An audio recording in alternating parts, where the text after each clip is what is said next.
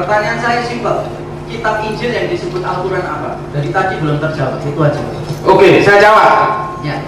Kitab Injil ya, yang dimaksud dengan Al-Quran itu kitab Injil yang asli diturunkan oleh Sayyidina Isa. Cukup.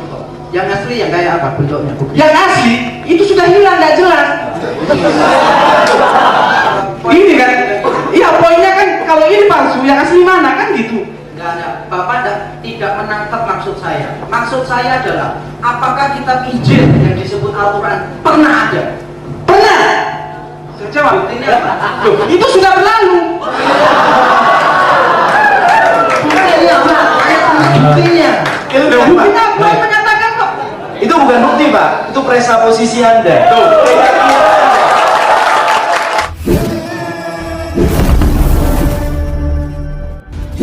Debat yang akan saya hadirkan kali ini boleh kita sebut sebagai salah satu debat yang paling spektakuler Islam versus Kristen, sekaligus merupakan debat yang paling memalukan bagi Islam. Saking memalukannya, pembicara Islam sampai-sampai ditertawakan audiens dalam ruang debat. Nah, adapun debat ini bertajuk titik temu dan beda Islam dan Kristen. Kristen menghadirkan Bapak Pendeta Yakub Trihandoko, MTH PhD, bersama Evangelis Dr. Bejo Lee, MTH sebagai pembicara, dan Islam menghadirkan Insinyur ST Sukoco bersama dengan Insinyur Muhammad Ateri sebagai pembicara. Jadi, wajar sebenarnya kalau pembicara Islam itu hanya bisa ngawur karena pembicara yang dihadirkan bergelar insinyur. Mari kita lihat saja perdebatan selengkapnya dan jangan lupa tulis komentar pada kolom komentar. Pagi semuanya. Nah, ada beberapa hal sebelum saya sampaikan materi yang perlu saya sebutkan di sini. Yang pertama adalah sifat perdebatan. Saya sudah menerima undangan untuk berdebat atau berdialog beberapa kali, tapi kali ini yang saya setujui karena judulnya itu awalnya perdebatan akademis dan penuh keterbukaan, begitu, toleransi. Nah, dengan alasan itu saya terima. Jadi saya mau menegaskan begini, ini sifatnya akademis. Setiap statement harus ada data. Kalau statement tidak ada data, berarti itu tidak akademis, maksud saya begitu. Kedua, ini akademis berarti bukan masalah personal, bukan masalah emosi. Tidak ada personal interest yang masuk di sini. Ini murni kita ingin mencari sesuatu yang benar. Debat ini juga sifatnya terbuka. Karena sifatnya terbuka, menurut saya analisa kritis terhadap lawan tidak boleh dianggap sebagai sebuah serangan, tapi dianggap sebagai sebuah ajakan untuk mengkaji dengan serius, untuk mencari kebenaran yang sesungguhnya. Jadi tidak ada istilahnya melecehkan agama tertentu. Titik temu, apakah ada titik temu antara Alkitab dan Al-Quran? Jawabannya begini, tidak ada. Kalau titik temu dipahami sebagai kesamaan yang fundamental atau mutlak, saya percaya bahwa toleransi tanpa batas merupakan sebuah utopia, sebuah impian yang tidak bisa tercapai. Tapi saya percaya ada titik temu dalam arti yang lain, yaitu dalam arti ada jembatan untuk membangun sebuah diskusi yang relevan dan penuh makna. Jadi kita membangunnya itu jembatannya. Jadi semacam kita janjian ketemu di mana. Setelah ketemu di situ, baru kita nanti berjalan bersama-sama. Ada titik temunya. Ada beberapa kemungkinan titik temu yang sebetulnya menarik yang bisa dibahas. Misalnya keselamatan melalui iman kepada Yesus Kristus, atau melalui amal. Kalau orang Kristen percaya bahwa perbuatan baik tidak akan bisa membawa orang masuk surga, karena semua orang berdosa dan tidak mungkin perbuatan baiknya melampaui ke perbuatannya yang jahat. Jadi hanya iman kepada Yesus Kristus yang bisa membawa kita ke surga. Tapi Islam percaya keselamatan melalui amal perbuatan baik. Itu menarik, kapan-kapan bisa dibahas.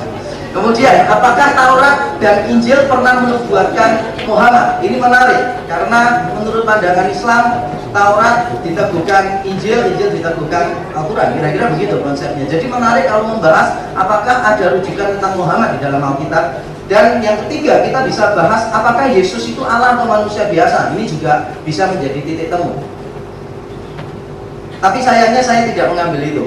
Saya memilih untuk mengambil titik temu antara Al-Quran dengan Alkitab. Nah, sebagaimana kita semua ketahui bahwa kitab Injil dalam Al-Quran itu juga diakui otoritasnya sebagai firman Allah. Saya coba tampilkan beberapa ayat bagi saudara-saudara saya yang Kristen mungkin baru pertama kali, jadi bisa dibaca. Tapi saya yakin bagi teman-teman yang Islam, rekan-rekan saya, sahabat-sahabat saya yang Islam, saya yakin ini sudah hafal, gitu kan. Jadi saya tidak akan memperpanjang bagian ini. Jadi ada penerimaan kitab Injil di dalam Al-Quran. Nah, problemnya apa? Kalau memang kitab Injil diterima oleh Al-Quran, mengapa kok tidak bisa sama hasilnya ya? Itu pertanyaan yang penting. Padahal kalau diterima Injilnya seperti yang kami percaya Injilnya, maka ada kesamaan yang benar-benar fundamental. Tapi ternyata tidak ada, dan kita harus akui tidak ada. Misalnya, menurut Alkitab, Yesus mati di kayu salib untuk menggantikan dosa kita, untuk menebus dosa orang-orang percaya. Tapi menurut Al-Quran, Tuhan Yesus tidak mati di kayu salib. Problemnya adalah kitab Injil di Al-Quran itu dianggap tidak sama dengan kitab-kitab Injil kanonik. Jadi pengertian Injil di Al-Quran dengan Kristen itu berbeda. Misalnya kalau saudara kenal seorang penafsir yang terkenal dan penerjemah Al-Quran yang bernama Yusuf Ali, maka Yusuf Ali dengan tegas mengatakan Injil yang dibicarakan di Al-Quran itu bukan Injil yang dibicarakan oleh orang-orang Kristen. Nah, apa yang membuat mereka yakin bahwa ada bedanya? Nah, ini ada faktor-faktornya.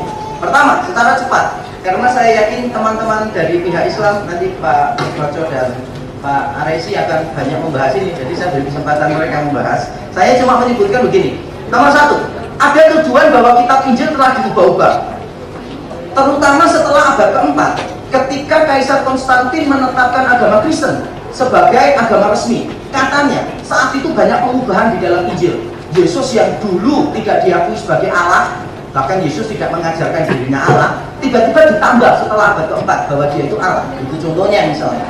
Saudara bisa baca buku Islam Meluruskan Kristen. Nah, di situ dibahas. Faktor kedua, menurut saya yang membuat ini berbeda adalah ketidakjelasan batasan Injil di dalam Al-Quran. Nanti saya ingin meminta penjelasan dari pihak Islam juga untuk menerangkan yang dimaksud kitab Injil itu apa sebetulnya yang diterima oleh Muhammad. Karena kalau saya baca, nanti akan saya terangkan. Yang pasti itu cuma dua yang bisa dikatakan pasti. Pertama, kitab Injil di dalam Al-Quran itu adalah sebuah kitab, bukan tradisi lisan. Yang kedua, kitab ini tunggal sifatnya. Cuma dua itu yang pasti. Tapi apakah kitab Injil ini isinya apa? Namanya dulu apa? Tidak pernah ada. Ketiga, ada dugaan bahwa penulis Alkitab itu sengaja menyembunyikan kebenaran-kebenaran penting tentang Islam atau Muhammad. Misalnya, Muhammad itu nabi seperti Musa yang akan dipilih Tuhan di dalam Ulangan 18, dan itu katanya sengaja ditutup-tutupi dengan terjemahan, dengan tafsiran dan sebagainya. Atau di dalam Yohanes 14, Yesus menjanjikan penghibur, itu katanya Muhammad. Nanti kita bisa diskusikan juga.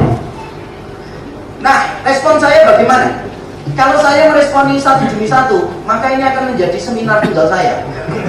Karena terlalu banyak. Meskipun saya yakin wajah saya tidak terlalu membosankan untuk dilihat, tapi ini terlalu panjang menurut saya. Jadi saya akan meresponinya begini. Pertama-tama kita harus dirikan dulu metodologi. Metodologinya untuk mengetahui kitab Injil menurut Al-Quran itu kayak apa gitu loh. Apa sih yang dimaksud kitab Injil yang diakui sebagai firman Allah? Kalau saya mencoba mengamati, nanti perbaiki kalau saya salah. Pihak Islam itu sering mengakui kitab Injil, tapi kemudian batasannya Injil apa? Apapun tentang Yesus yang tidak bertentangan dengan Al-Quran, itu berarti Injil yang benar. Kalau ada yang bertentangan dengan Al-Quran, itu dianggap mengubah-ubah. Itu asumsi menurut saya. Nanti saya akan jelaskan. Ini asumsi dari pihak Islam bahwa apapun cerita yang sama dengan kitab-kitab Injil di Alkitab, yang beda dikit atau yang berbeda dengan Al-Quran, itu dianggap diubah. Nah, kalau metodologi yang objektif menurut saya usulkan begini. Mari kita lihat kutipan kitab Injil di dalam Al-Quran untuk mengetahui kira-kira kitab Injil seperti apa yang dimaksud oleh Muhammad di situ. Maka kita akan menemukan beberapa fenomena. Kadangkala kitab Injil itu mengutip satu kisah yang sama dengan kisah di dalam Alkitab, kitab-kitab Injilnya orang Kristen, sama. Fenomena lain adalah bertentangan. Yesus mati menurut kitab Injil yang Alkitab, tapi menurut kitab Injil Al-Quran itu tidak mati, bertentangan. Yang ketiga adalah fenomenanya Al-Quran itu mengutip dari kitab Injil yang non-kanonik, yang kita sebut kitab Injil Apokrifa. Misalnya di dalam salah satu bagian dikatakan Yesus itu membuat burung-burungan dari tanah liat kemudian menghembuskannya bisa terbang. Itu tidak ada di dalam kitab Injil yang diakui orang Kristen. Itu ada di dalam kitab Injil yang non-kanonik yang disebut The Infancy Narrative of the Gospel of Thomas. Nah, karena tiga fenomena ini muncul di dalam Al-Quran, maka menurut saya burden of proof, beban untuk membuktikan kitab Injil yang dimaksud seperti apa, burden of proof terletak pada pihak Islam. Kira-kira kitab Injil seperti apa yang tunggal yang dimaksud oleh Muhammad? Harus ditunjukkan kitabnya seperti apa. Kalau seandainya tidak ada satu kitab pun yang seperti itu keyakinan saya. Karena semua salinan manuskrip kitab Injil yang ditemukan, tidak ada satupun yang bisa mengcover fenomena tiga tadi. Tidak ada yang bisa. Kalau memang kitab Injil yang dimaksud Al-Quran itu tunggal dan itu berbentuk kitab, maka saya yakinkan tidak ada satu kitab Injil pun kuno yang bisa mengcover fenomena itu. Nah, sekarang problemnya jadi begini. Kalau memang tidak tahu yang asli, bagaimana bisa mengatakan yang lain diubah? Kalau saudara ingin mengatakan, oh ini sudah diubah, paling tidak sudah tahu yang asli kan? Kalau saya ingin mengatakan uang ini palsu, maka saya harus tahu lebih dulu uang yang asli. Problemnya adalah kitab Injil yang katanya asli tanpa diubah-ubah orang Kristen sampai sekarang tidak pernah ditunjukkan oleh pihak Islam. Ini namanya argument from silence. Contoh, di dalam makalah Pak Aresi mengatakan Matius 28 ayat 16 sampai 20 itu tidak asli. Yang mengajarkan tentang Tritunggal, baptislah dalam nama Bapa, Putra, Roh Kudus, itu katanya tidak asli. Pertanyaan saya simpel dan saya harap nanti Pak Aresi bisa memberikan jawaban ke saya. Kitab Injil apa yang tidak punya bagian itu? Karena saya di sini punya semua salinan kitab Injil di dalam Matius 28 ayat 16 sampai 20 dan salinan saya ini tua. Jadi dari abad ketiga, abad keempat ada. Kalau sampai dikatakan ini tambahan, berarti saya yakin Pak Aresi sudah menemukan salinan kitab Injil Matius yang tanpa ayat itu. Kalau ternyata tidak bisa ditunjukkan, saya anggap ini argument from silence. Contoh lagi, Yohanes 1 ayat 1 sampai 18 itu ada dua ayat yang menunjukkan Yesus sebagai Allah. Pak Aresi mengatakan bagian ini tidak asli. Saya juga bertanya yang sama. Salinan kuno mana Injil Yohanes yang tidak punya bagian itu? Nanti saya akan tunjukkan salinan yang punya bagian itu. Nanti kita lihat kualitas manuskripnya, usia salinannya, kemudian persebaran geografisnya seperti apa, kualitasnya yang lain seperti apa. Nanti akan lebih menarik karena saya hobi yang seperti itu ya. Berikutnya adalah begini respon saya. Kita perlu tahu usia salinan kitab Injil yang dipercayai oleh orang-orang Kristen. Usia salinan kitab-kitab Injil itu dari abad yang kedua sudah ada salinan kitab Injil. Sampai abad yang kelima atau keenam sebelum Muhammad itu sudah ada. Bahkan yang lengkap itu sudah ada.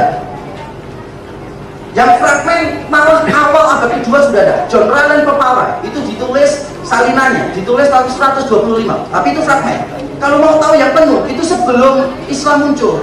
Maafkan kalau saya memakai pengertian Islam muncul, karena menurut orang Islam usianya sudah lama begitu ya. Tapi keyakinan saya baru muncul berikutnya. Nah, sebelum Muhammad lahir atau sebelum Islam muncul, itu sudah banyak salinan Alkitab di kitab Injil. Nah, pertanyaannya begini. Seandainya orang Islam percaya bahwa kitab Injil itu telah diubah, pertanyaan saya, kapan itu diubah? Saya menunggu jawaban. Pertanyaan saya berikutnya adalah, apakah pengubahan ini dilakukan sebelum atau sesudah Muhammad? Ini lebih gampang. Kalau tadi kan kapan mungkin agak sulit. Ini lebih gampang. Sebelum atau sesudah? Kalau diubahnya sesudah Muhammad, pasti tidak mungkin. Karena kitab-kitab Injil seperti yang kami percayai, itu sejak abad kedua sudah ada. Sebelum Muhammad. Jadi kalau diubah setelah Muhammad, tidak mungkin. Kalau diubah sebelum Muhammad. Pertanyaannya, buktinya apa? Mengapa tetap diajarkan untuk dibaca oleh orang-orang Islam? Al-Quran kan mengatakan terimalah kitab Injil. Nah, kalau memang sudah terjadi pengubahan yang begitu rupa, semua yang beredar adalah kitab Injil ubahan, mengapa perlu diajari untuk menerima kitab Injil seperti itu? Seandainya orang-orang Islam merasa bahwa mereka mengetahui kitab Injil yang benar, yang tanpa diubah-ubah, pertanyaan saya, mengapa tidak berusaha memelihara itu? Padahal mereka yakin kitab Injil yang beredar pada zaman Muhammad itu sudah banyak diubah, kan? Kalau banyak diubah, mereka pasti tahu yang asli. Kalau tahu yang asli, mengapa tidak disimpan? Supaya nanti kalau ada pengubahan tinggal ditunjukkan, oh itu kamu ubah, yang asli ini. Dari mana orang-orang Islam bisa mendapatkan kitab yang benar, sedangkan tidak ada salinan Injil apapun yang bisa menjelaskan kitab Injil di dalam Al-Quran? Tidak ada. Respon saya yang berikutnya begini, kalau dikatakan kitab Injil itu diubah, maka menurut saya ini menimbulkan inkonsistensi, ketidakkonsistenan dalam teologi Islam sendiri. Mengapa saya katakan demikian? Karena menurut Al-Quran, kalimat Allah itu tidak bisa diubah. Sekarang kalau kitab Injil diakui di tempat lain di dalam Al-Quran sebagai firman Allah, dan pada saat yang sama dikatakan telah diubah, pertanyaan saya, pasti itu kontradiksi. Kalau percaya kitab Injil firman Allah, dan kalau percaya firman Allah tidak dapat diubah, maka seharusnya tuduhan bahwa kitab Injil diubah tidak boleh ada dalam teologi Islam. Beda dengan teologi Kristen. Kalau Kristen mengatakan begini, firman Allah bisa ditambah, bisa dikurangi, bisa, tapi orangnya dihukum. Ngerti maksudnya? Bisa. Yesus pernah mengatakan, kamu ngurangi dikit, nambahin dikit, nanti dihukum. Jadi kalau ada sampai ada perubahan salinan dan sebagainya di dalam kitab Injil, teologi Kristen bisa menjelaskan dengan enak, tapi teologi Islam tidak bisa. Saya merespon yang berikutnya, contoh kealahan Yesus. Saya masih punya sekitar 8 menit ya Pak ya. Dengan saya bertanya ini berarti sisanya masih 10 menit Pak. Respon saya tentang pengakuan terhadap kealahan Yesus yang katanya itu baru ditambah-tambah, diubah setelah abad keempat. Menurut saya ini meminjam dari teolog liberal. Dari orang-orang Kristen itu jangan semua dibilang bagus. Jadi orang sing rosokan, jadi beli barang yang bagus, ya jangan yang rosokan. Soalnya ada yang rosokan, teolog liberal itu. Nah begini, jawaban saya begini. Kalau memang kealahan Yesus baru ditambahkan abad keempat, pasti keliru. Pasti keliru kenapa? Pertama, surat-surat kiriman yang ditulis sebelum kitab-kitab Injil. Jadi Matius, Markus, Lukas, Yohanes itu ditulisnya kan setelah, mayoritas setelah surat kiriman. Nah ternyata surat kiriman juga sudah menegaskan kalau Yesus itu Allah. 2. Apostolic Fathers, yaitu tulisan-tulisan Kristen awal abad pertama, tahun 75 sampai tahun 125 Masehi, yang ditulis oleh para penerus para rasul, ternyata juga mengakui Yesus sebagai Allah. Jadi saya bingung kalau diomong baru ditambahkan abad keempat. Ketiga, salinan kuno kitab Injil kita orang Kristen yang menegaskan Yesus sebagai Allah. Misalnya Yesus mengampuni dosa di Markus pasal 2, di Yohanes 1 ayat 18 dia adalah Allah yang tunggal, dan seterusnya. Nah semua itu sudah ada di salinan-salinan kuno sebelum abad keempat. Jadi kalau dikatakan itu ditambahkan abad keempat, pasti keliru. Terakhir, sumber non Alkitab. Ada orang-orang kafir yang non Kristen, misalnya Pliny the Younger, di dalam tulisannya Epistles 10.9697, dia mengatakan bahwa orang-orang Kristen kalau beribadah itu memuji-muji Yesus seperti memuji-muji Allah. Dia kafir loh, saudara. Tidak mungkin orang Kristen bisa mengubah-ubah ayat itu. Juga ada sebuah penemuan kuno di penjara Megiddo. Di situ ada sebuah bangunan kuno dan ada tulisannya orang Kristen yang mengakui Yesus sebagai Allah. Itu di dalam prasasti. Dan menurut saya bukti-bukti ini penting. Mengapa penting? Orang Kristen punya bukti. Kontennya ya karena punya bukti. Sedangkan orang Islam yang mengatakan kitab Injil diubah-ubah tidak ada bukti. Punya bukti dan tidak punya bukti, menurut saya bedanya jauh. Kedua, buktinya Kristen kuno. Dari abad pertama, abad kedua, abad ketiga. Ketiga, buktinya banyak, bukan cuma satu. Keempat, buktinya beragam. Dari tulisan Kristen maupun non-Kristen, dari tulisan Alkitab maupun di luar Alkitab, dari kitab sampai prasasti. Kalau semuanya kitab, mungkin kita bisa jelaskan orang-orang pinter kumpul semua komplotan gitu kan, konspirasi. Loh, tapi kalau prasasti dan sebagainya, itu bukan orang pinter yang menulis soalnya.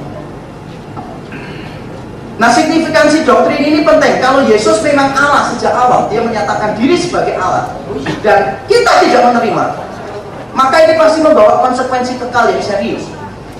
Sama seriusnya, kalau saya percaya Yesus sebagai Allah, ternyata dia bukan Allah, maka saya menyembah berhala. Tapi demikian pula, kalau Yesus ternyata Allah dan orang lain tidak percaya Yesus sebagai Allah, maka orang itu telah menghujat Allah dan orang itu akan menerima hukuman kekal di neraka. Sama seriusnya. Jadi problem kita adalah, ayo ditunjukkan Yesus Allah atau bukan. Tapi bukan topik kita sekarang. Sekarang sisa 5 menit saya akan pakai untuk menguji Al-Quran dan Alkitab. Karena setiap detailnya banyak, saya tidak akan membahas semuanya. Saya akan memakai 3 ujian yang nanti menurut saya objektif. Tapi sebelumnya izinkan saya mengatakan ini. Ada kontradiksi dalam Al-Quran dan Alkitab. Saya pikir dua pihak sepakat itu. Ada kontradiksi. Kalau memang ada kontradiksi, berarti tidak mungkin dua-duanya benar. Kemungkinannya salah satu salah, atau dua-duanya salah, atau salah satu benar. Misalnya, kitab Injil mengajarkan di dalam Al-Quran, Al-Quran mengajarkan Yesus tidak mati. Kitab Injil Kristen mengajarkan Yesus mati. Ini kontradiksi, tidak mungkin bisa disatukan. Jawaban dari orang Islam adalah Alkitab telah diubah-ubah. Ketika bertentangan kontradiksi dengan Al-Quran, solusi yang ditawarkan pihak Islam, ya Injilnya diubah. Tapi kita sudah lihat tuduhan ini tanpa daftar. Kalau solusi orang Kristen begini, coba diuji secara objektif, dan kami yakin Alkitab secara umum lebih bisa dipercaya. Ujiannya apa? Ujiannya bukan masalah yakin dan tidak yakin. Ini ujiannya. Pertama adalah ujian bibliografis, bibliographical test. Kalau jarak peristiwa dengan penulisan dekat, jarak penulisan dengan penyalinan dekat, maka lebih bisa dipercaya. Jumlah salinan, kalau jumlah salinan banyak, maka lebih bisa dipercaya. Karena untuk menemukan yang asli lebih gampang. Kita tahu bersama, tidak ada kitab kuno yang ada naskah aslinya atau autografan, tidak ada. Semuanya punya salinan. Nah, salinan yang banyak lebih memudahkan untuk mencapai yang asli daripada cuma ada 1 atau 2 salinan. Yang kedua adalah ujian bukti internal. Apakah penulisnya menunjukkan ciri-ciri sebagai orang yang serius terhadap fakta? Ujian ketiga, ujian bukti eksternal. Apakah ada sumber-sumber di luar kitab yang sedang kita bicarakan yang mendukung keabsahan kitab yang sedang kita diskusikan? Misalnya kalau kita mendiskusikan Alkitab, apakah ada sumber-sumber di luar Alkitab yang tidak Kristen yang mendukung Alkitab? Itu penting, ujian eksternal. Dan mari kita lihat hasilnya. 3 menit. Kalau saya tampilkan semua, maafkan saya tidak menampilkan Al-Quran, tapi saya menampilkan ini sebagai ajakan bagi teman-teman yang dari Islam untuk merenungkan dan menerapkan teori ini yang objektif ke Al-Quran. Saya hanya membahas tentang Alkitab, waktu saya tidak cukup. Menurut bukti bibliografis, maka jarak antara peristiwa penulisan dan penyalinan di dalam Alkitab itu sangat dekat sekali. Nah, saya membaca makalahnya Pak Aresi. Pak Aresi mengatakan bahwa Al-Quran lebih dekat karena pada waktu diterima, diucapkan, langsung ditulis. Lebih dekat. Nah, jawaban saya begini. Saya membicarakan tentang penulisan yang sudah utuh, lengkap, bukan penulisan yang sebagian. Karena nanti saya bisa diskusi, penulisan Al-Quran pada zaman Muhammad itu sifatnya belum lengkap, belum utuh. Nah, kalau cuma penulisan yang belum utuh, maka Alkitab punya bukti-bukti yang jarak penulisannya lebih dekat. Misalnya, Injil Markus ditulis tahun 60, tapi Injil Markus atau Matius, Lukas di bawah 70. Tapi Matius, Lukas itu memakai sumber Q, sumber tertulis Q yang sudah ada. Itu Lukas pasal 1 mengatakan banyak orang telah menulis tentang ini, itu. Berarti sudah ada penulisan yang sifatnya parsial. Tapi yang saya maksudkan penulisan lengkap adalah ketika ditulis tahun 60-an itu yang saya maksud. Kalau mau ditulis yang tidak lengkap, itu harus lebih maju dan itu lebih dekat dengan peristiwanya. Bukti-bukti secara internal bahwa penulis Alkitab itu jujur. Apa buktinya? Misalnya, mereka menuliskan hal-hal yang memalukan diri mereka sendiri itu berkali-kali. Misalnya, Markus menulis bahwa Petrus, guru spiritualnya dia, itu berkali-kali dimarahin sama Yesus. Lah kalau tidak jujur, nggak mungkin tulis. Elek-elek ditulis semua, ini jujur. Iya, kalau tidak jujur, elek ditutupi kabeh. Iya, dijomongnya sing api-api. Dua, tetap mencatat perkataan Yesus yang sulit untuk dipahami. Misalnya, Yesus mengatakan, misalnya dikatakan Yesus itu takut, letih, haus. Loh, Allah kok bisa letih, haus, takut? Nah, itu kan menarik. Tapi karena tetap ditulis, berarti itu jujur. Nah, ada banyak hal yang saya tidak sempat masukkan di sini, tapi saya akan lompat yang nomor 6. Minta tolong yang nomor 6. Ini mungkin pembeda yang mungkin kita bisa terapkan bandingkan dengan Al-Quran. Begini, Alkitab banyak menulis rujukan historis, baik yang berhubungan dengan tokoh atau berhubungan dengan peristiwa. Misalnya, tokoh historis pada zaman Alkitab Perjanjian Baru itu ada 36 yang disebut. Dan nama-nama ini bukan orang Kristen loh, berani disebut. Berarti dia serius terhadap data. Kalau tidak serius, nanti tinggal ditunjukkan orang itu tidak ada, nanti kelabakan. Nomor 8, langsung saya lompatin. Mereka menantang para pembaca untuk mengecek kebenarannya. Jadi Paulus misalnya menulis dan dia mengatakan, yang melihat itu banyak, 500 orang sekaligus, sebagian masih hidup. Kalau tidak percaya ya tanya. Maksudnya Paulus begitu. Wahyunya, apa yang dia ceritakan, itu dilihat banyak orang. Ini jelas berbeda dengan konsep wahyu di dalam Al-Quran. Dan yang ke-10, para penulis kitab Injil bersedia mati untuk apa yang dia tulis. Mereka mengatakan Yesus bangkit menebus dosa orang-orang percaya. Yesus mati di kayu salib menanggung dosa orang-orang yang berdosa. Yang kalau Yesus tidak mati menggantikan hukuman, mereka tidak mungkin bisa selamat. Dicatat, Yesus bangkit dicatat. Bahkan karena memberitakan Yesus yang bangkit, mereka akhirnya harus kehilangan nyawa. Jadi pasti ada alasan. Terakhir, ujian eksternal. Ujian eksternal adalah di luar Alkitab. Arkeologi menemukan Alkitab. Saya tidak bisa detail di sini. Nanti kalau minta contoh-contoh, nanti saya akan berikan. Yang kedua, Yesus menurut kitab-kitab sejarah kafir kuno. Dan ini menarik. Misalnya kalau orang Islam mempercayai Yesus tidak mati di kayu salib, nanti saudara saya ini yang akan membahas.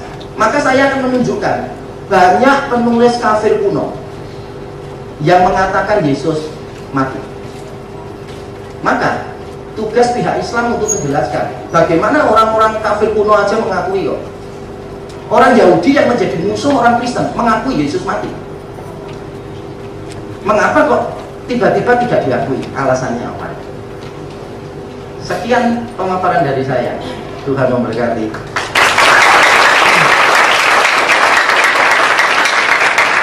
Oke, untuk itu kami berikan kesempatan kepada Bapak Pak Koco. Monggo Pak Koco. Oke, saya mohon berdiri Pak. Ya. Monggo. Ini Pak Yakob, kami telah beriman kepada kitab-kitab itu Taurat dan Injil yang diturunkan kepada kami dan yang diturunkan kepadamu ahli kitab. Jadi kami mengimani itu. Jadi saya pernah dengar sebuah radio di radio ada pendeta marah, mungkin belum tahu ya, kalau tahu mungkin tidak akan marah. Kenapa orang-orang Islam itu mengungsi kitabnya orang Kristen gitu? Ya kami karena beriman, gitu loh. Cuma masalahnya kitab yang mana? Yang ditanyakan oleh Pak Yakob tadi, parameternya itu yang mana? Nah, itu yang kita jelaskan. Lanjut. Lanjut. Nih, nama surat ini sudah disinggung oleh Pak Yakob tadi tentang Matius, Markus, Lukas, Yohanes. Lanjut. Nih, Bible adalah kitab yang paling berbahaya di muka bumi. Simpanlah kitab ini dalam laci dan kuncilah. George Bernard Shaw. Bible adalah kitab suci yang paling berbahaya di muka bumi ini. Simpanlah kitab ini dalam laci dan kuncilah. Yang bilang John Bernard Shaw. Lalu apa tanggapan saya terhadap komentar itu? Anda perlu tahu, ini yang ngomong Bernard Shaw. Apa pendapat saya? Klik, klik.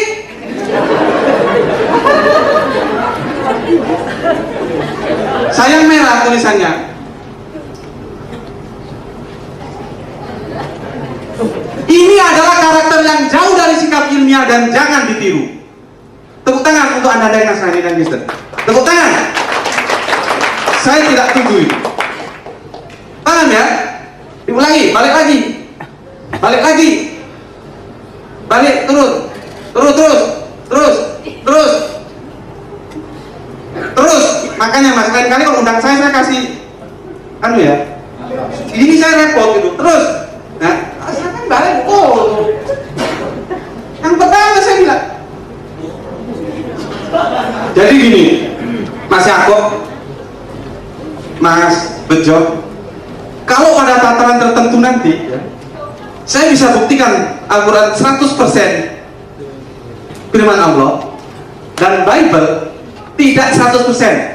Perhatikan, saya tidak mengatakan bukan firman Allah ya. Tapi Bible tidak 100% firman Allah. Konsekuensi logis ya. Saya apa yang harus saya lakukan terhadap Anda dan apa yang Anda lakukan? Itu harus kita sepakat dulu. Karena kita nggak mau. Kalau misalkan saya buktikan, Anda pahami. Al-Quran saya buktikan 100% firman Allah.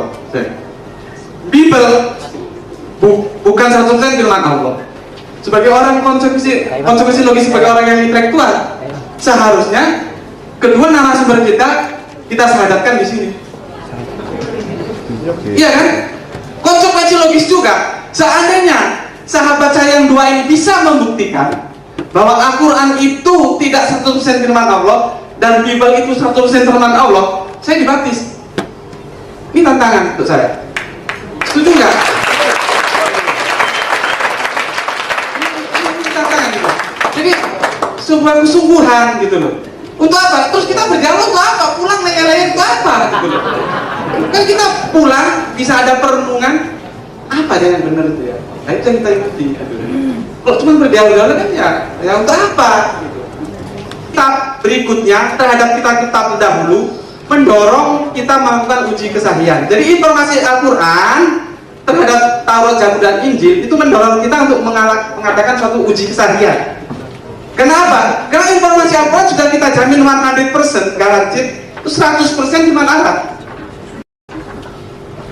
Lanjut. Ini Al-Baqarah 279. Maka kecelakaan yang besarlah bagi orang-orang yang menulis Alkitab dengan tangan mereka sendiri lalu dikatakannya ini dari Allah. Banyak dari sisi Alkitab yang kamu sembunyikan dan banyak pula yang kamu biarkan. Tadi sudah dikutip. Lanjut. Oke, lanjut. Saya kira tadi sudah disinggung. Lanjut. Nah, ini mereka. Oke, lanjut. Nasak mansuk, Pak. Nasak mansuk itu menggantikan. Kalau saya menggunakan bahasa gaulnya edisi revisi. Kitab-kitab Allah yang kemudian itu membenarkan yang lalu. Gitu loh. Zabur, Taurat dibenarkan oleh Injil oleh Al-Quran, begitu. Lanjut. Nih, dan Allah menentukan, ini tentang nasak mansuknya ini, Pak. Saya baca, ini kok yang penting. Saya bacakan ya. Orang-orang kafir dan ahli kitab dan orang-orang yang musyrik tiada menginginkan diturunkannya sesuatu awas tak cewek, tutup. Sesuatu yang diabaikan kepadamu dari Tuhanmu. Ayat-ayat mana saja yang kami nasak atau kami jadikan manusia lupa kepadanya, kami datangkan lebih baik daripada atau yang sebanding dengannya. Nah, di sini Pak argumentasinya nasak mansuk itu. Lanjut. Nah, kitab Injil itu merisi kitab Taurat, Pak. Ini Di Al-Maidah 5:46. Lanjut. Nih, kitab Al-Qur'an merisi kitab Injil dan kitab Taurat. Jadi kalau itu saya bawa ke Israel sana ya. Saya bilang, kitab Taurat itu direvisi oleh kitab Injil. Yahudi bisa ngamuk saya. Begitu saya datang ke teman-teman Kristen, Taurat, Injil itu direvisi oleh Al-Quran. Begitu juga, bisa nggak terima. Lanjut. Nih, Al-Quran merisi kitab-kitab Allah yang lalu. Lanjut. Nih, jadi begini Pak skemanya. Dari Mila Ibrahim itu namanya Suhuf, Yahudi itu Taurat, Daud itu Zabur, Isa itu Injil, Islam itu Al-Quran. Inilah garis-garis Abrahamik yang sekarang kita imani. Disinilah awal ceritanya kenapa kita masih dalam satu rukun agama samawi. Tapi yang kemudian itu merevisi yang lalu. Bisa dipahami ya? Apa terlalu cepat ya? Lanjut. Supaya nanti bukan kami saja, kalian juga ikut berdebat nanti gitu loh. Kalau nggak punya bekal, nggak ngerti, gelap nanti. Jadi ada masa, ada kitab. Tiap-tiap masa ada kitabnya. Tiap-tiap kitab ada masanya. Kapan masanya Taurat? Zaman kenabian Musa. Kapan masanya Injil? Zaman kenabian Isa. Sekarang ini zamannya Al-Quran. Dan ini semua satu rukun. Bukan yang satu mengejek yang lain. Bukan. Cuman kalau pandangannya belum match, itu dikirain yang satu mengejek yang lain. Tidak. Oh ini sama-sama dari Allah. Redakturnya Allah. Revisornya Allah. Gitu loh. Lanjut. Nih, bagaimana kita harus bersikap? Nah, di Al-Maidah 5:58 kita menegakkan semua apa yang disampaikan oleh Taurat dan Al-Quran. Lanjut. Lanjut Mas, yang C sekarang. Mohon maaf Pak, waktunya Pak. Nah, oke. Saya kira itu dari saya, waktunya habis. Tapi oke lah, saya untuk dapat damai. Terima kasih, nanti saya perjelas lagi. Cuman ini saya bermasalah di laptop saya. Oke, atur dulu, sangat. Baik. Terima kasih. Baik, kita berikan kesempatan kepada Pak Bejo. Monggo, Pak Bejo. Selamat siang semuanya. Nah, Bapak sekalian, saya masuk ke halaman 5 secara singkat. Itu ada tabel beberapa perbedaan mengenai kisah sejarah dalam Alkitab dan Al-Quran. Itu sedikit saja tabel halaman kelima, perbedaan mengenai kisah sejarah. Kemudian beberapa perbedaan ajaran dalam Alkitab dan Al-Quran. Anda bisa lihat posisi pria dan wanita, pernikahan, perspektif dan musuh, gambaran tentang surga dan sebagainya. Saya menyadari bahwa rekan-rekan muslim nanti bisa counter dengan berikan ayat-ayat yang lain. Saya kira juga saya bisa berikan ayat-ayat yang lain. Tetapi ini adalah secuplik tentang perbedaan. Dengan kata lain saya ingin mengatakan bahwa memang ada perbedaan di antara kita. Bahkan bukan perbedaan, pertentangan.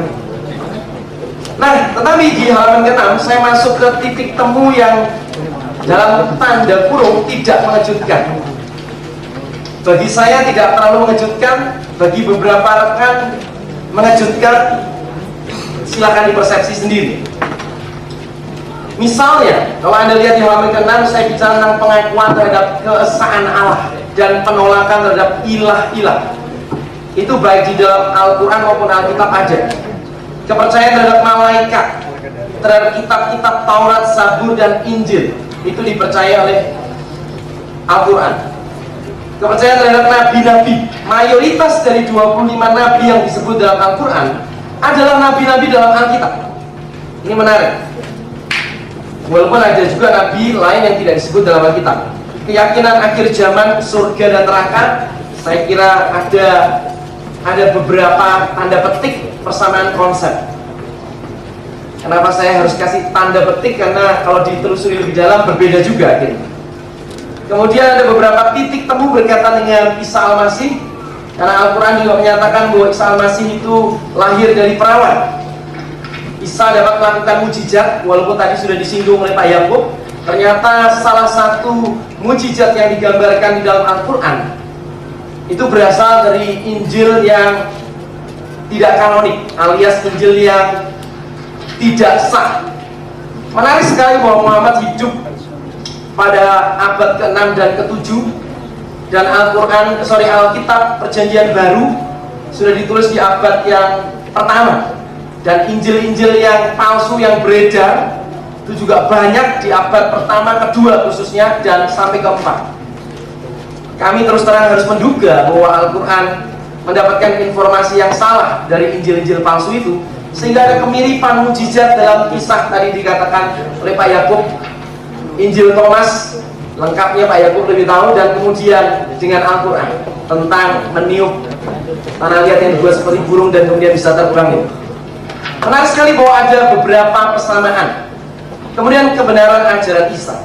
Saya sekarang ingin masuk ke dalam satu isu yang bagi saya adalah isu yang paling sentral, yaitu perbedaan yang mengejutkan, penyaliban Yesus atau Isa Al-Masih. Nah, Bapak yang dikasih oleh Tuhan, ini logikanya sangat jelas sekali. Alkitab dengan sangat gamblang menjelaskan tentang penyaliban Yesus Kristus, kematian Yesus di atas kayu salib, dan kebangkitan.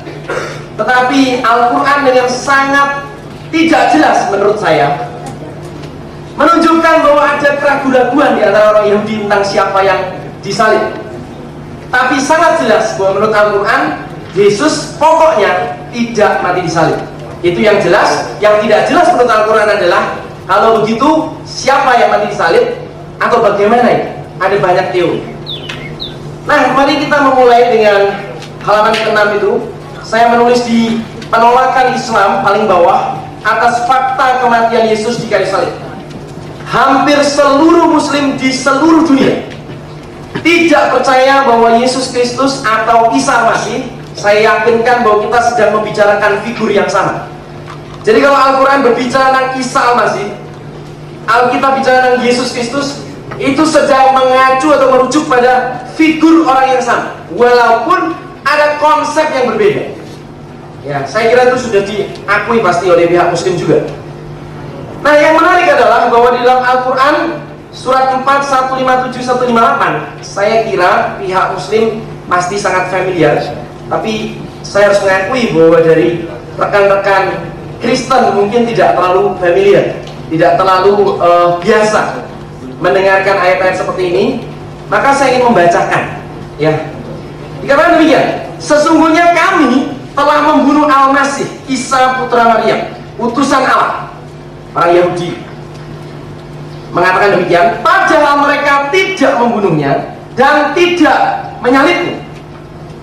Tetapi dalam kurung yang mereka salib dan bunuh adalah orang yang diserupakan dengan Isa bagi mereka.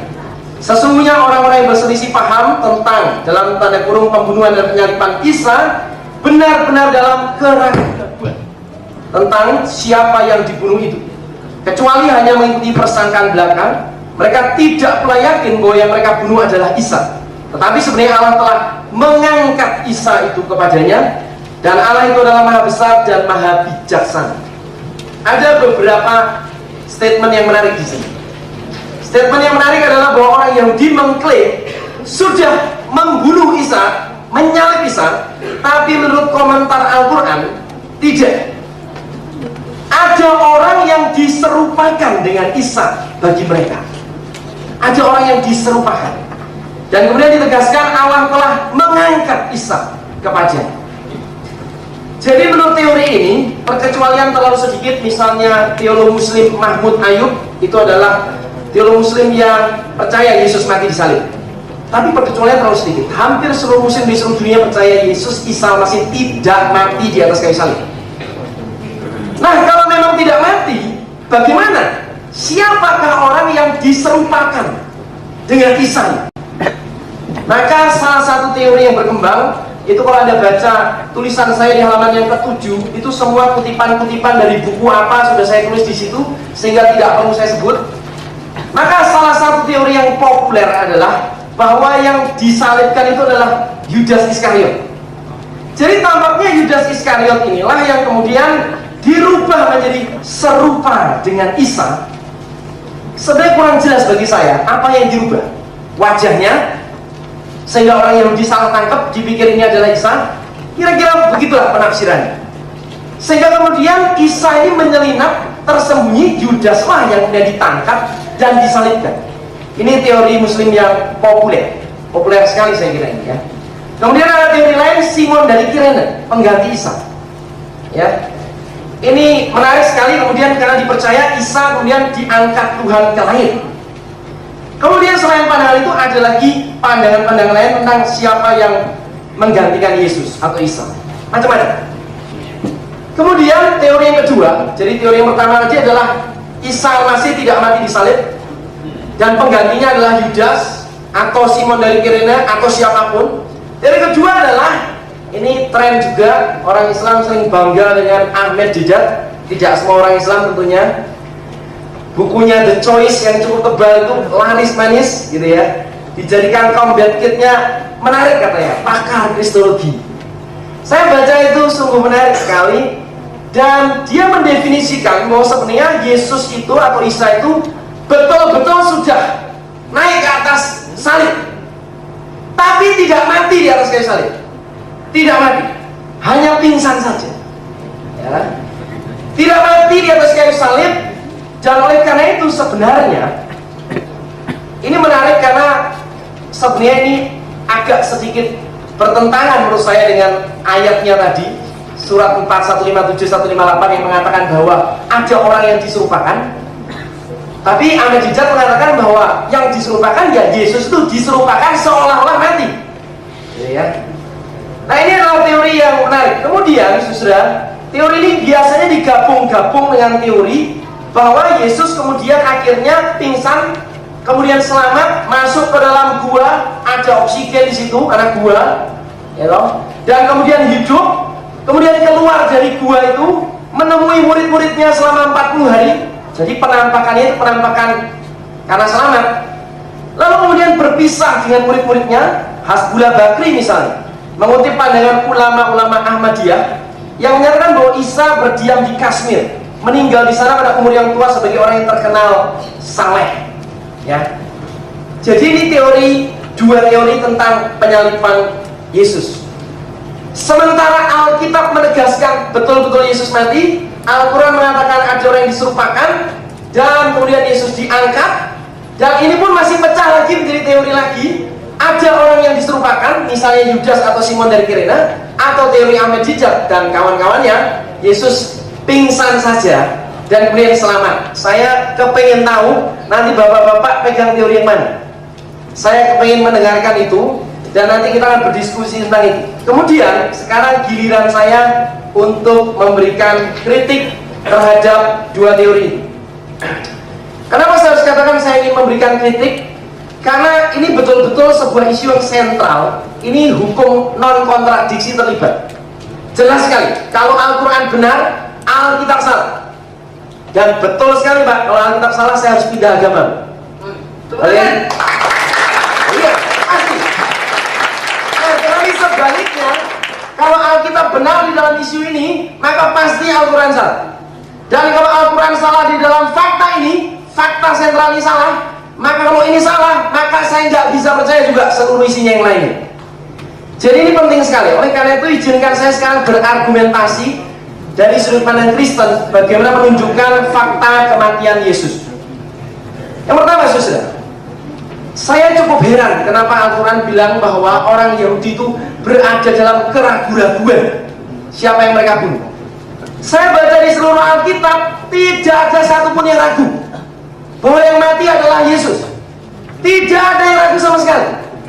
Dan kematian Yesus itu dicatat oleh semua kitab Injil dan sangat gamblang sekali, narasinya sangat jelas sekali. Yesus dengan suara nyaring berkata, "Ya Bapa, ke dalam tanganmu kuserahkan nyawaku." Dan sesudah berkata demikian, dia menyerahkan nyawanya, dan seterusnya. Jadi sangat gamblang sekali cerita tentang kematian Yesus ini. Dan berikutnya argumentasi dari Alkitab ini saya lanjutkan. Bukan cuma kitab-kitab itu semuanya berbicara tentang kematian Yesus. Sebenarnya kematian Yesus itu adalah sesuatu yang sudah dinubuatkan oleh Perjanjian Lama dan juga dinubuatkan oleh Yesus sendiri. Yesus sendiri menubuatkan kematiannya dan kebangkitannya. Jadi itu bukan sebuah peristiwa naas, Nabi kok kalah misalnya di persepsi. bahwa mati itu kalah, mati disalib kalah. Nabi kok bisa seperti itu? Oh, sama sekali tidak. Di dalam konsep Kristen itu bukan sebuah kekalahan. Itu memang misi Yesus datang ke dalam dunia, mati di atas kayu salib, menjadi substitusi, pengganti orang yang berdosa dalam menanggung hukuman dosa. Jadi sangat clear sekali. Tidak pernah itu merupakan peristiwa kejutan atau peristiwa naas atau peristiwa kekalahan. Yesus menubuatkan itu. Dan ketika Yesus menubuatkan itu, misalnya dalam Matius 16, Petrus suatu kali itu mendengarkan Yesus berkata bahwa anak manusia akan menderita, dibunuh, bangkit pada hari ketiga. Petrus sang murid Yesus yang vokal tapi kurang banyak mikir itu, waktu itu dia berkata, dia tarik Yesus ke samping dan berkata, Tuhan, sekali-kali Allah jangan tidak membiarkan hal itu terjadi padamu. Yesus berkata dengan sangat tegas pada Petrus, enyahlah iblis. Pikirannya Petrus bahwa Yesus tidak boleh mati disalib, Yesus tidak boleh menderita, itu adalah pikiran iblis. Itu pikiran Petrus. Dan kemudian di dalam bagian itu maka jelaslah bahwa kematian Yesus sudah dinubuatkan. Next, kematian Yesus sebenarnya disaksikan oleh saksi-saksi mata, yaitu murid-murid Yesus sendiri maupun musuh-musuh Yesus. Anda harus tahu, orang Kristen jangan disamakan selalu dengan Israel, disamakan selalu dengan Yahudi. Faktanya adalah justru yang menyalibkan Yesus adalah orang Yahudi. Jadi waktu itu Yesus justru dimusuhi oleh orang Yahudi sampai begitu kerasnya, sehingga orang Yahudi berteriak-teriak salibkan dia. Dan orang Yahudi berani berkata begini dalam Matius 27 ayat 25, biarlah darahnya ditanggungkan atas kami dan atas anak-anak kami. Jadi orang Yahudi itu begitu benci dengan Yesus dan betul-betul ingin Yesus mati. Jadi waktu Yesus disalib, maka musuh-musuhnya orang Yahudi itu hadir semua. Nah, kalau musuhnya hadir, Yesus disalib, pasti sebagai musuhnya betul-betul ditunggu sampai mati. Kalau cuma pingsan, saudara, pasti nggak terima. Itu tidak mungkin. Dan tentara-tentara Romawi itu orang yang kerjaannya memang juga menjalankan hukuman. Jadi kalau Yesus pingsan, kemudian belum mati disangka mati, berarti itu semuanya bodoh semua. Jadi mulai dari murid-murid Yesus, musuh-musuhnya, dan nggak mungkin. Sekarang kalau saudara begitu benci sama saya, saudara begitu benci sama saya, saudara pengen saya mati, dan kemudian saya dirajam atau diapain gitu, dan Anda betul-betul ingin saya mati, Anda pasti akan tunggu sampai saya betul-betul mati. Kalau Anda pikir saya masih pingsan, dibiarin, Anda mengasumsikan orang segini banyak bodoh, itu keterlaluan. Jadi saya kira musuh-musuhnya Yesus betul-betul menginginkan Yesus mati dan pasti akan ditunggu sampai mati. Dan secara medis, catatan Alkitab menunjukkan waktu Yesus kemudian disalib, kemudian keluarlah darah dan air. Itu menunjukkan bahwa Yesus betul-betul sudah mati. Mohon maaf, waktu. Ya. Kurang berapa menit, Pak? Ya. Kurang berapa menit? Sudah habis, Pak. 25 menit nih? Oke, satu menit saya kasih waktu. Oke. Nah, yang menarik saudara adalah otoritas sejarawan non-Kristen. Ternyata saudara, catatan tentang kematian Yesus di atas kayu salib bukan hanya dicatat oleh Alkitab, bukan hanya oleh Alkitab, tetapi juga sejarawan-sejarawan bukan Kristen. Nah, ini menarik karena itu meneguhkan pandangan bahwa mereka netral, mereka tidak punya kepentingan apa-apa. Saya ingin berikan sebuah contoh supaya lebih cepat. Ambil contoh saya sendiri aja supaya lebih gampang. Kalau saya misalnya karena sebuah peristiwa tertentu saya harus dibunuh saat ini, di sini, dan saudara menyaksikan saya dibunuh, dan saudara pulang menulis di diari, hari ini saya melihat Pak Bejo dibunuh. Anda menyaksikan di sini dan Anda tulis di diari Anda. Lalu kemudian orang-orang dari koran atau wartawan-wartawan hadir dan juga menulis di berita. Mereka bukan orang yang Kristen atau Islam, mereka orang netral. Mereka tulis di koran bahwa saya dibunuh hari ini, tanggal 8 Mei. Nah, kalau itu ditulis oleh Anda dan ditulis oleh koran, perhatikan, dan mereka tidak punya kepentingan dan Anda juga tidak punya kepentingan, Anda saksi mata, dan ini ditulis pada tahun ini, tahun 2010, mana bisa tiba-tiba 600 tahun berikutnya, tahun 2600 nanti, tiba-tiba ada satu orang yang ngomong, saya berdasarkan wahyu ilahi mengatakan bahwa Pak Bejo tidak mati, yang mati adalah orang lain. Itu 2600, itulah jarak antara perjanjian baru dan Al-Quran kira-kira. Hanya berdasarkan sebuah klaim ilahi, mau menentang catatan sejarah yang ditulis oleh saksi mata, baik itu saksi mata orang Kristen maupun saksi mata dan orang-orang yang bukan Kristen. Gak mungkin, saudara. Nah, kalaupun orang-orang Kristen waktu itu misalnya menulis kematian Yesus itu, kemudian itu dianggap kebohongan, pasti orang-orang Yahudi sudah akan counter. Jadi itu adalah satu yang tidak mungkin. Secara cepat, saya ingin tutup dengan argumentasi kritik terhadap kalau Yudas yang menggantikan Yesus. Kalau Yudas yang menggantikan Yesus diserupakan dengan Yesus, saya mau tanya, yang diserupakan apanya? Wajahnya apa otaknya juga berubah seperti Yesus? Kalau wajahnya saja, otaknya tetap otak Yudas, waktu dia ditangkap, udah pasti dia teriak-teriak, woi, bukan aku, woi. Dia pasti sudah teriak-teriak. Kalau otaknya tetap otak Yudas, dan teriak-teriak itu pasti harusnya dicatat dong di dalam Al-Quran ataupun di dalam Alkitab. Tapi kata-kata Yesus justru ketika dia ditangkap adalah, Bapa, ampunilah mereka.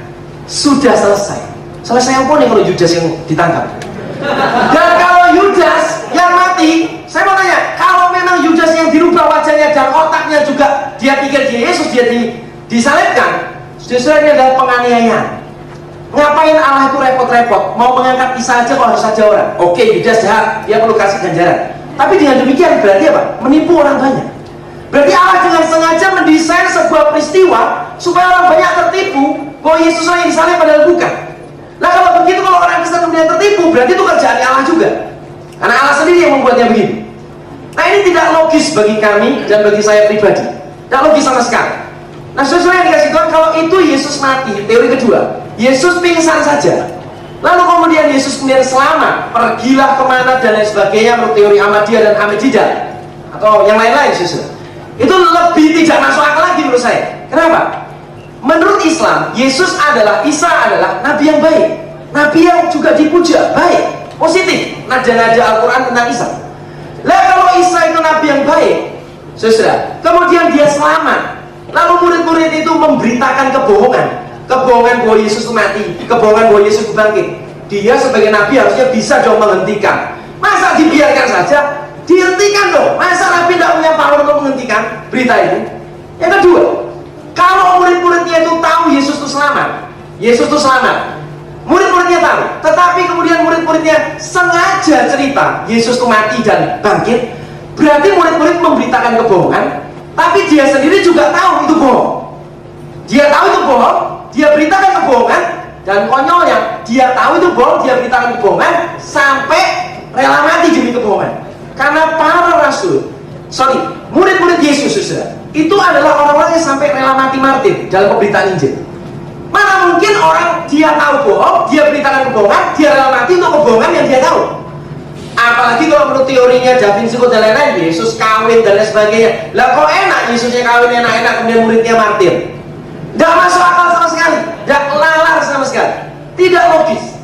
Jadi oleh karena itu saya mengatakan bahwa sebenarnya saya juga fakta kematian Yesus ini bukan itu inti yang mau ditolak oleh Islam. Yang mau ditolak oleh Al-Quran sebenarnya adalah makna dari kematian Yesus di atas kayu salib. Dan karena waktu saya sudah habis, nanti kita akan diskusikan itu lebih panjang. Thank you. Oke, langsung kita berikan kesempatan kepada Pak Yakub.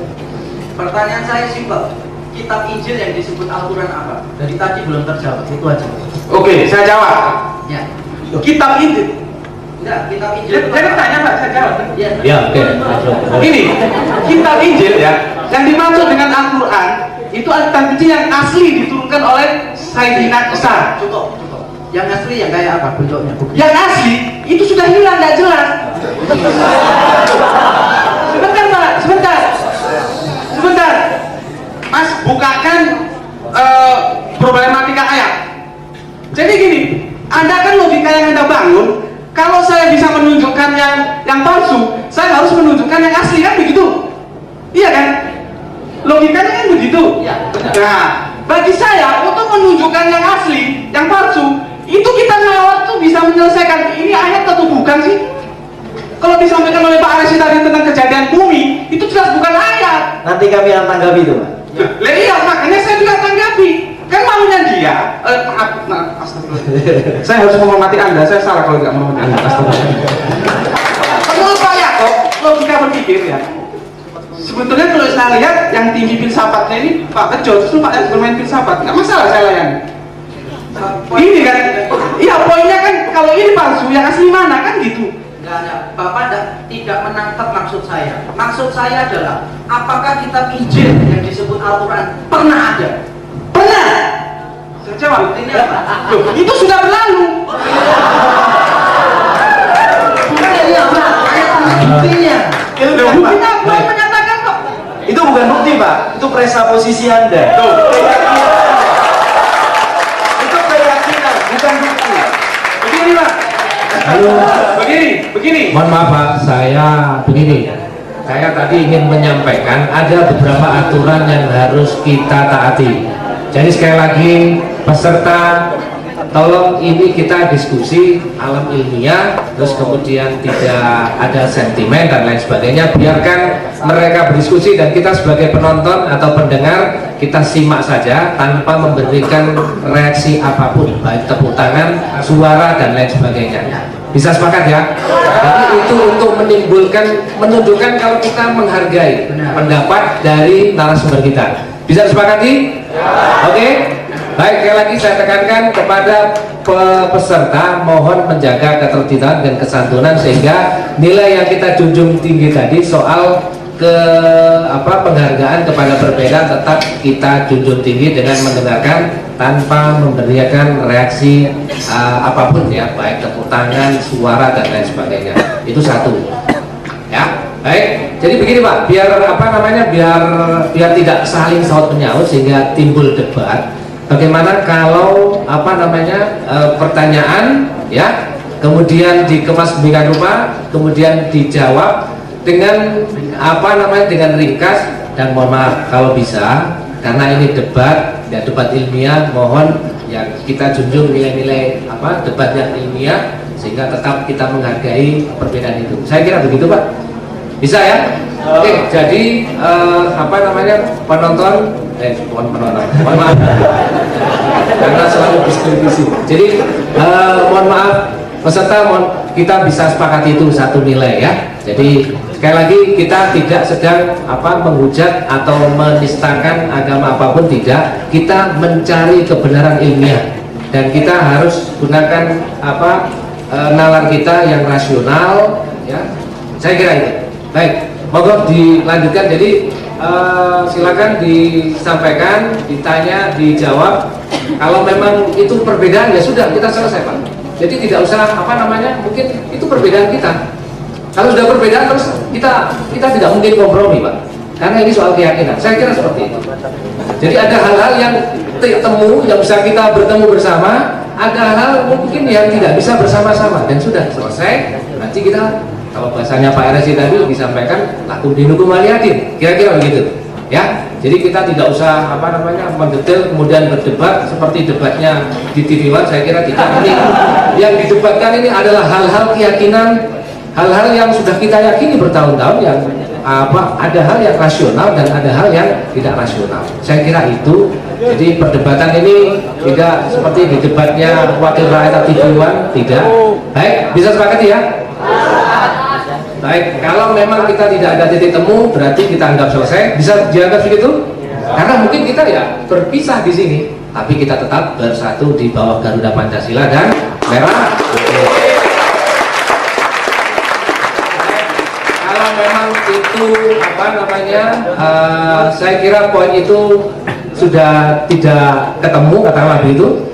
Ya, nanti daripada kita debat kusir, mending kita cari titik temu yang lainnya, hal-hal yang lebih bisa menyejukkan suasana kita. Karena ini seharusnya kita keluar dari sini ada hal-hal yang menyejukkan. Kira-kira begitu Pak? Tidak begitu. Begini loh Pak. Ya. Saya menanggapi dengan pola pikir yang coba Pak Yakub bangun. Oke. Masalah debat itu biasa, jangan terlalu seperti menakutkan, biasa itu. Pak Yakub kan tanya kepada saya, ya. Katanya orang-orang Islam bahwa Injil itu palsu, ya kan? Buktinya mana kan begitu Pak Yakub? Analisa yang Pak Yakub bangun sejauh yang saya interpretasikan, kalau saya tolong dijelaskan. Kalau saya bisa menunjukkan ini palsu, harus secara benda saya bisa menunjukkan yang asli mana, kan begitu? Iya kan? Nah, saya menjawab begini Pak.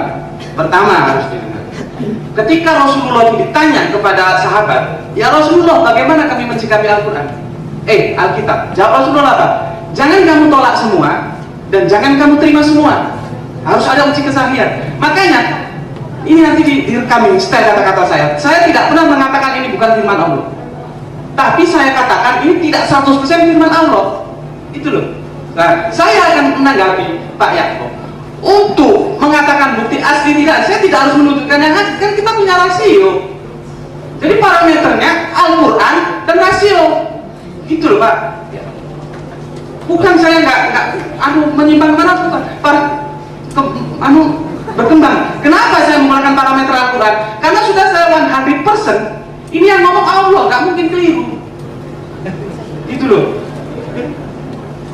Baik, itu jawaban. Jadi biar saya moderatori, biar apa namanya. Baik. Saya berdiri. Karena sebagai laki harus berdiri Bapak Ibu. Jadi begini.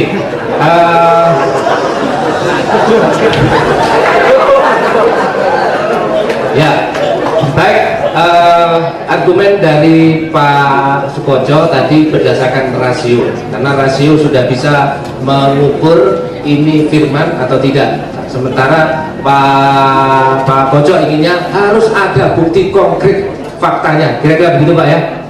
Nah, Pak Yakub, mohon maaf. Baik, kalau begitu apa jawaban dari Pak Yakub? Atau komentar? Sorry Pak, ini metodenya jadi berubah sesuai usulan. Ya. Gimana? Saya Ya tadi karena apa namanya? mengusulkan 15 menit kita, 15 menit situ, terus begitu. Oke, silakan. Jadi, silakan ya. Tapi Langsung begini silakan. usulan saya. Tapi begini, di dalam 15 menit bagian misalnya pihak Islam ataupun Kristen, di dalam 15 menit yang diberikan itu, kalau kami ingin bertanya, tidak apa-apa, tidak apa-apa. Cuma tanya yang pendek saja, tidak apa-apa. Oh, untuk klarifikasi. klarifikasi saja. Oke. Setelah itu kita lanjutkan bagian Oke, kita ya. sampai 15 menit. Sip. Jadi biar fair gitu loh. Jadi supaya terus berlanjut gitu ya. Ya, oke. Oke, langsung dijawab atau menanggapi? Saya beri dua jawaban. Jawaban pertama nanti setelah seminar, yaitu pertanyaan saya begini: dari mana logika bisa membuktikan sesuatu benar tanpa fakta? Nanti setelah seminar bicara filsafat dengan saya Pak. Itu jawaban saya nanti. Karena saya tidak mau ini alurnya tidak karu-karuan. Maka saya menangkap saja, saya menerima saja. Kalau kitab Injil pernah ada buktinya Pak, silang, tidak ada bukti, sudah saya terima. Penonton yang menimbang sendiri ya, jawaban seperti ini akademis atau tidak. Pertanyaan saya kedua, kapan diubah? Begini, ini saya jawab. Iya. Enggak, saya kira mereka waktunya. Saya tidak apa-apa. Kalau kita minta tidak apa-apa. Kalau kita terus simpel, jawabannya simpel dengan data gitu. Yang tadi perlu saya komentari nggak masalah bukti tadi? Ya, kapan diubahnya dulu? Buktinya nggak usah. Loh, tadi sudah Bapak ada bukti kan? Loh, saya kan sudah bilang ada Al-Quran, ada logika akal gitu loh. Bapak juga keliru Pak, saya bukan hanya logika akal, tapi ada nas Al-Quran menyatakan bahwa itu sudah dirubah. Ini Pak Koco, kalau Pak Koco mengatakan Al-Quran ngomong gini, maka pasti benar. Nggak perlu debat Pak. Loh, begini Pak, kalau makanya kan saya bilang, kalau misalkan Anda tidak meyakini firman Tuhan, firman Allah, ngomong yang mana biar saya jelaskan. Problemnya di Bapak. Saya tidak mengakui Al-Quran sebagai firman Allah. Bapak mengakui kitab Injil. Halo. Loh, iya. Ya. Ada interupsi Bapak, biar kita tidak tegang. Monggo Pak Mahfud. Jadi bukan tidak ada fakta. Ada interupsi, jadi perlu ada masukan dari. Terima kasih. Saya Muslim, saya prihatin dengan apa yang terjadi. Sejak awal itu sudah ditegaskan bahwa kita harus saling menghormati. Ya, saya melihat ya mungkin karena imannya Pak Sukoto begitu yakin dengan Al-Quran sehingga ada kesan memaksakan. Dan itu yang harus dihindari di sini. Kalau di sini sudah percaya Al-Quran, nggak perlu dialog ini. Jadi kita harus saling menghormati. Sampaikan aja buktinya secara ilmiah. Nanti kita yang menilai. Apakah kita terima apa enggak itu di rumah kita masing-masing. Nggak ada paksaan. La ikroha fiddin. Nggak ada paksaan di dalam agama.